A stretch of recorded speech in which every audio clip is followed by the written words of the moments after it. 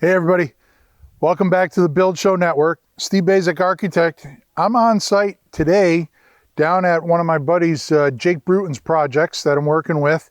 And we're down here in Columbia, Missouri. You can see we have a house being framed here that's almost near finished on the framing stage. But even before we get all the windows in and stuff, I wanted to talk to you a little bit about the basic architectural design here and what we talked about when I talked with the clients and kind of lay it out. And then we'll go back to the studio, we'll break out Big Red, we'll look at some elevations, and we'll talk about it a little bit more in depth. But I think, you know, we start out here at the site and let's talk about a little bit about these lines. So when I first met the client out here a little over a year ago, we talked about siting the house, and I said, you know, why don't we site it at the top of the house and have it fly down the hill? But as the house goes down the hill, let's not have a basement under it. Let's take the house and break it down and have it become more airy, if you will, as the house moves to the edge here. And then the view kind of just takes off over the edge of the hill.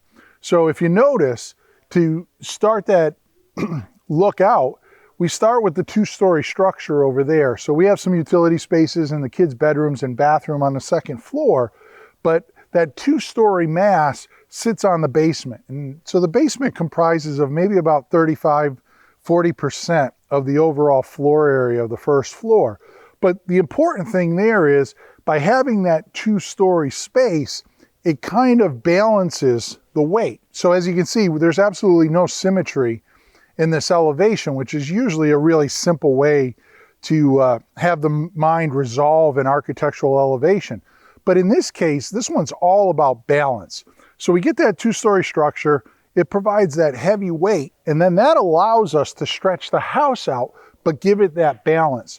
As we stretch the house out, the grade goes down so that we get to see a little bit more of underneath the house to give it that lighter, airy feel. Now, the mass over here in the last third is the same amount of mass over there, but because there's more air under it, it feels a lot lighter than it does over there. So as that goes out to the end, we finish the elevation with the cantilevered deck and then the cantilevered roof system. Notice there aren't any posts there that connect them, and that's certainly intentional. There's also no posts that connect that deck to the ground outside of the last concrete post at the house.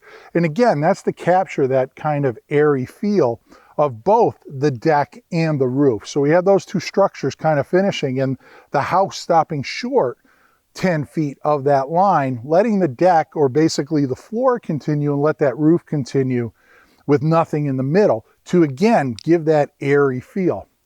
I then took a 1-in-12 pitch roof and brought it back on the slope. And again, that's intentional. Down here, there's less mass because that's where the lower portion of that roof is. Up there where it touches the two-story is the high point of that single sloped roof. So obviously there's more mass there. Now, we did the little bump out for the entryway and the dining space. And so it came into question, well, what kind of roof do we put on that? Do we put a sloped roof in? Do we do a flat roof? As you can see, we left it and solved for it with a flat roof. Now, the intent with the flat roof there is, because I have that horizontal line, it works as a datum line for all the other sloped roofs there, right? So meaning that because I have that strong horizontal line on the bump out, I get to really acknowledge the 1-in-12 slope of the main body of the house and then the reverse slope of the two-story structure there. So it really kind of sets up that juxtaposition of roof lines. But anyways, let's go back to the studio. I'll break out Big Red, we'll break out some drawings, and we'll continue this conversation.